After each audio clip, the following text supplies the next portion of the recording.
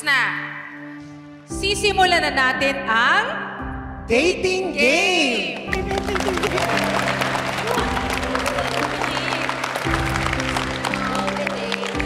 Doc Ray, without further ado, ipapakilala na namin, ladies and gentlemen, our Searchy number 1. Please come up on stage. Introducing Searchy number 1. Wow!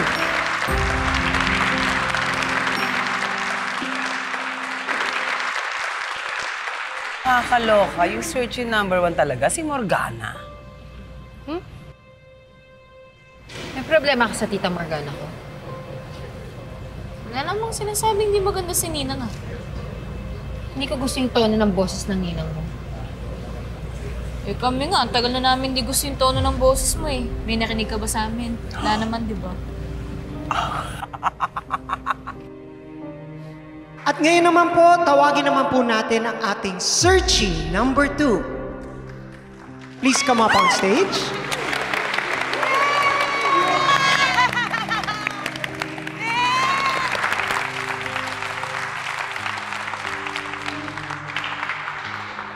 Ikaw?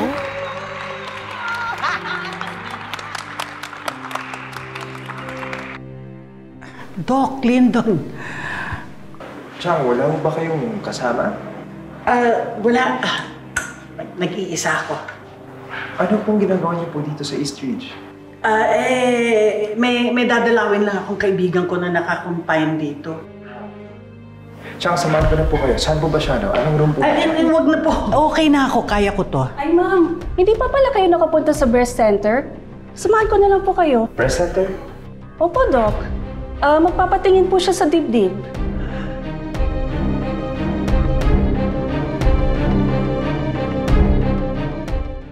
Akala ko ba ayaw mo sumali? Ayoko naman talaga eh. Filler lang ako. Admittedly, Neth. Atat na atat ka lang makipag-date. Pinakiusapan lang ako kasi hindi matutuloy itong dating game na to kung hindi kompleto ang searches. Eh ikaw, di ba sabi mo cheap sumali sa mga ganitong games? Eh bakit parang gustong-gusto mong manalo? Siyempre, project ko to, Lynette. Kailangan ko itong suportahan.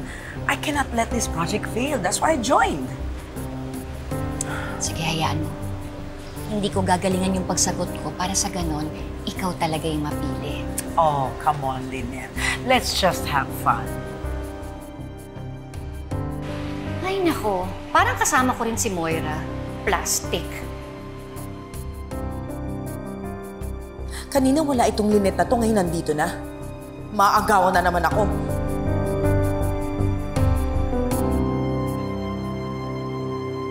Joy, kailangan na tayo sa iyo.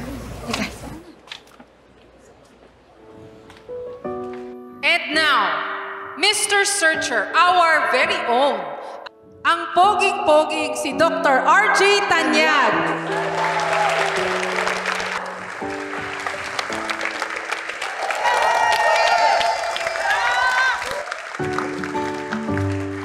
Looking good? Ready ka na ba, Doc? Excited? Anytime. So before we start, konting message naman po sa ating mga ka-Apex. Ninang, nasa na nga po pala si Lola? Ay, ewan ko. Kanina pa nga wala eh. I fully support the Women's Center at Apex, led by Ms. Morgana Go.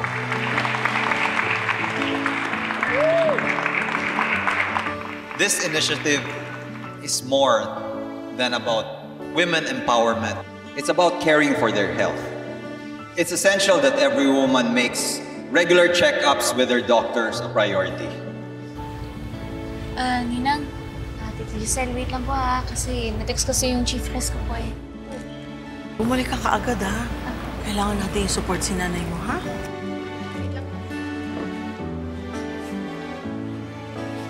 The Breast Cancer Awareness Program is dedicated to educating women about preventive measures later on in life. Thank you very much.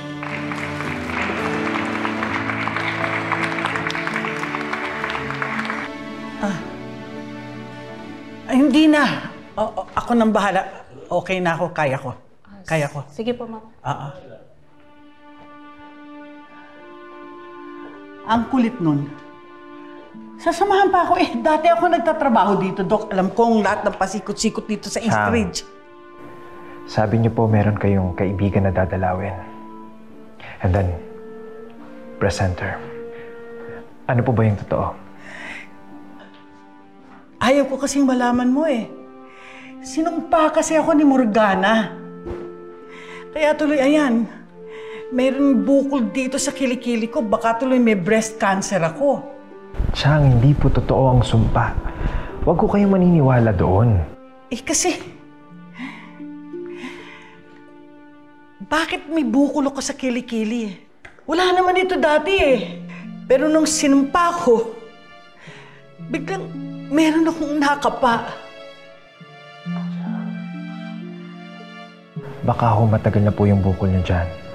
Tapos ngayon niyo lang po napansin. Natatakot kasi akong baka lumala. Kaya magpapatingin ako dito sa East Ridge. Ayoko kasi sa Apex kasi baka malaman ni Annalyn eh. Ayoko yun. Naintindihan ko po, Chang. Pero tama po yung ginawa niyo po ha. Yung magpa-check up. Chang, yung mammogram po at saka yung breast ultrasound, kailangan annually po yan na ginagawa ng mga kababaihan, lalo na po sa edad po ninyo. And then yung self-breast examination naman po, regularly po dapat yan ginagawa. Para po kapag meron po kayong nakapangbukol, mapapatingin niyo po kagad sa doktor. But of course, Chang, an ounce of prevention is worth a pound of cure. Dok, saan ba galing yung breast cancer na yan? Ano ba talaga yan? Bakit nagkakaroon ng ganito? Chang, meron po tayong mga risk factors kung bakit tayo nagkakaroon ng breast cancers. And these are specific to Filipino women. Unang-una po dyan, yung genetic predisposition. Ibig sabihin po nun, nasa lahi nyo na po yun. Pangalawa po yung late childbearing or low parity. Ibig sabihin naman po nun, Chang, isa lang po yung naging anak po ninyo at late ho kayong nagkaroon ng anak. And third, yung westernized diet, high in processed food. Ito po, Chang, yung kapag mahilig kang kumain ng delata o kaya mga pagkain na may mga preservatives. Fourth, ito naman po yung lack in physical activities. Kulang ka po sa exercise. And then, lastly, yung obesity. O kung mataas po yung timbang po ninyo. Dahil nga po kulang kayo sa exercise at hindi balanse po yung inyong diet. Doc, mamamatay po ba ako? Chang Susan, huwag niyo pong iisipin yun. Maganda po yung ginawa po ninyo na nagpatingin po kayo kagad. Kasi, Chang, ang cancer kapag naagapan, magagamot yan. Samahan ko na po kayo.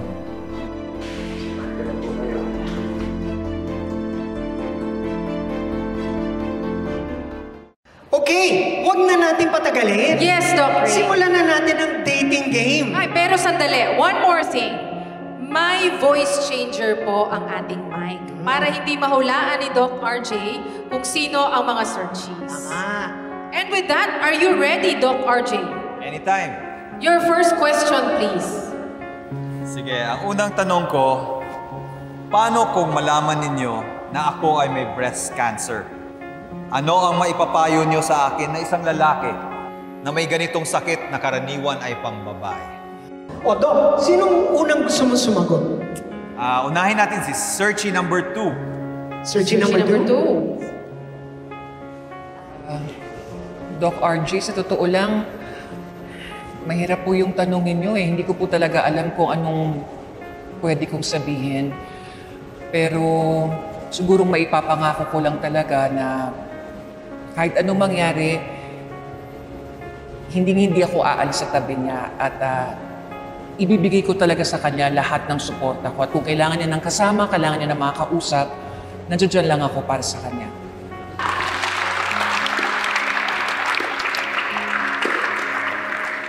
Wait, okay yun ha. Napakasimple ng sagot ni Searchy number 2. Tama naman ang sagot niya. Well, kay searchy number 1 naman. For me, ang pagkakaroon ng breast cancer sa lalaki ay isang physical and emotional issue. Firstly, magpatingin sa mga eksperto. Ito na siguro yung pinakamahirap gawin, pero ito rin ang pinakamahalaga. Secondly, yung support system mo. Kailangan patatagin mo ito para sila ang magbibigay sa'yo ng lakas ng loob dahil hindi pangkaraniwan ang sakit na ito. Para ka na rin isang lalaking nabuntis. Thirdly, positive outlook in life. You must want to get better and live your life. And lastly, ang pagkakaroon ng breast cancer sa lalaki, dito nila ma-appreciate ang higit na kahalagahan ng mga babae. Dahil masasabi na rin nila na minsan naranasan nila kung ano ang pwedeng pagdaanan ng babae.